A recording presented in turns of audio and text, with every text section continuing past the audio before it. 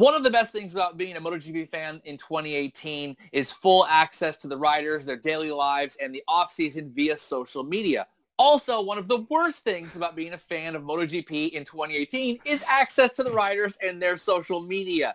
That being said, I'm Kevin with a broken nose. That's Rob, currently suffering from pneumonia, and this is BrotoGP's top 5 most ridiculous posts on Instagram or social media this week.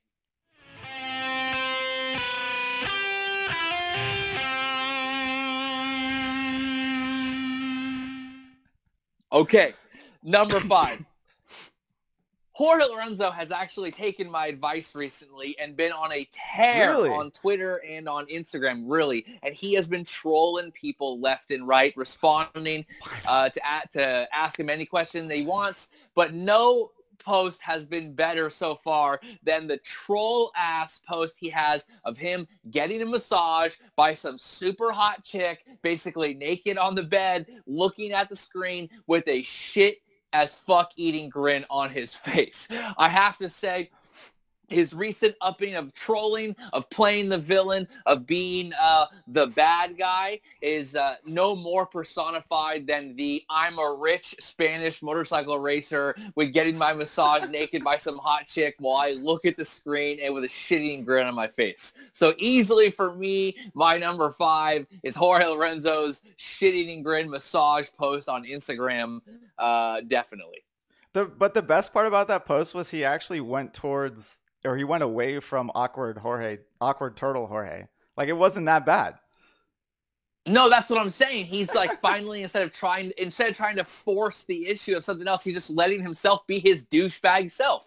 And yeah, it's douchebag perfect. Self is pretty sweet. Yeah, exactly. Number 4 for me. Moto America posts a Josh Herrin overtake of Jake Gagne when Herrin got to ride the Graves bike towards the end of the season. And the thing that blows up about this post is a comment left by Tony Elias. So Tony Elias says, "This is exactly how you do everything. We talk many times and continue more and more, wasting opportunities, yours and others. Big talent with brains is success 200%. So the thing that I have a problem with, and it goes on further, but Tony Elias is giving Josh Herrin shit for a firm but very clean pass. Herrin had completed the pass on Gagne before they even came into any contact, and the contact was super minor. It was Gagne leaning into Herrin.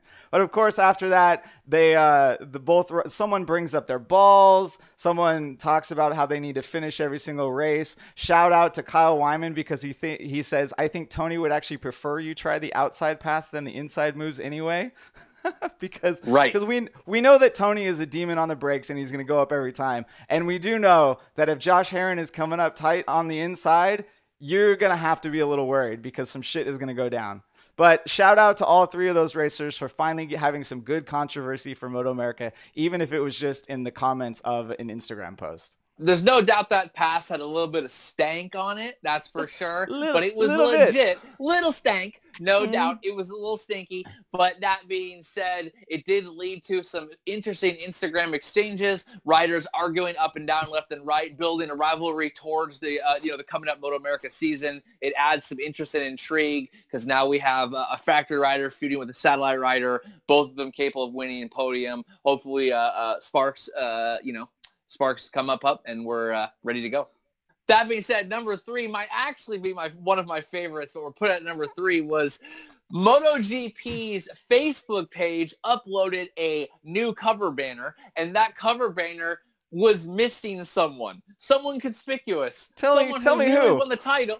Someone who nearly won the title and won a shitload of races on Ducati. I'm talking about Ducati Dovi and fucking Desmodozis. You know what I'm saying? How they have Cal Crutchlow on it, and they have Jorge Lorenzo on it. Neither of them who did shit last season. Meanwhile, the guy who took it to Marquez, the guy who became the overnight sensation, the fan favorite, everyone was into him after his Mugello win, and for the rest of the season is completely forgotten. The best part is pretty much everyone blew them up for this, and MotoGP's account actually started responding, and they ended up changing it to a picture of Dovi. So then the banner became just Dovi. So he's like raising his hand, and they're like, "See, we love Dovi too." And I'm like, dude, someone went to the fucking time and effort to make a high-res banner of 6 different bikes, and they missed fucking Andre Dovizioso. How that happened, I have no idea. The fact that they got lit the fuck up for it was the best part of that whole post. It was quickly changed. I think it was only up for an hour or two before it was changed. So you can't actually go see it anymore. But the idea that they were decided what 6 riders could we possibly put up there? Well, Valentino, of course, we got to put him up there. Well, if Valentino's up there, we should have this fucking factory rider, teammate Maverick. Gotta have Marquez, no doubt. Danny Pedrosa, the old standby. Yeah, in a testing livery. Right. Danny was using like winglets that didn't even have the Repsol colors on them. Black. Right. And they're like, we only got 2 guys left. I guess we should throw Cal a bone because he's a satellite rider and we should have a satellite rider in there. What Ducati factory rider should we put on there? Let's see. And they slap Jorge, Mr. Winless, on the Ducati for the guy, for Adobe, who's got like 6 wins on the thing. I thought it was pretty hilarious.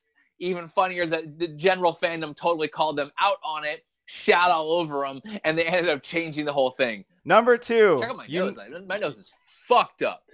Everyone still wants to buy you better internet so they can see your nose in high resolution. Number 2. You know we had to put him on here. You're surprised that he's at number 2, but Andre Iannone has been quite light on social media these days. Yeah. There are 2 things that popped up. The one that's not as good is him taking an Instagram story of like 50 photographers taking pictures of him. To me, that just screams like his head is way too big right now. But even more so, my number 1 pick for Iannone and number 2 on this list is he has a freaking beach towel that says in just huge letters, Iannone 29, the original. That's it. That's all I got. The original. I had those other weird androgynous Iannones. I wasn't sure which one I was talking about.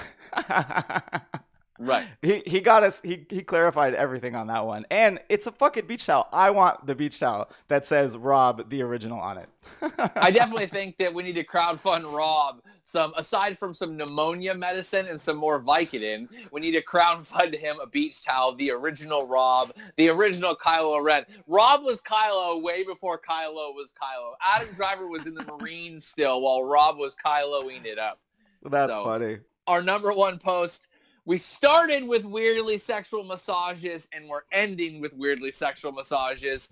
Scott Redding thought it would be a good idea to post a picture of what appears to be his bro fisting him hard during a massage. That is what I'm talking about. Why he has frosted tips, I have no idea. Why his hair is insanely disheveled, I have no idea.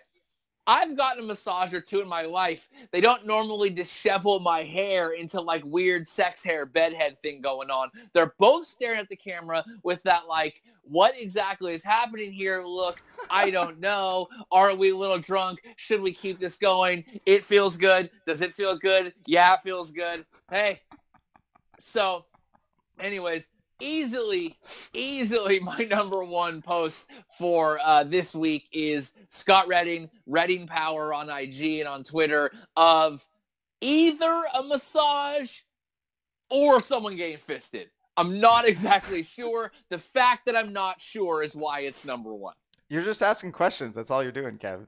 That's all. I'm just asking questions. I'm just saying look into it. Just saying. All right, everyone. That's our top 5 social media posts of this last week. We will get back to talking about racing motorcycles sometime soon. Thanks for watching another BrotoG Top 5. Don't forget to like, share, and subscribe, and stay tuned for more videos coming soon.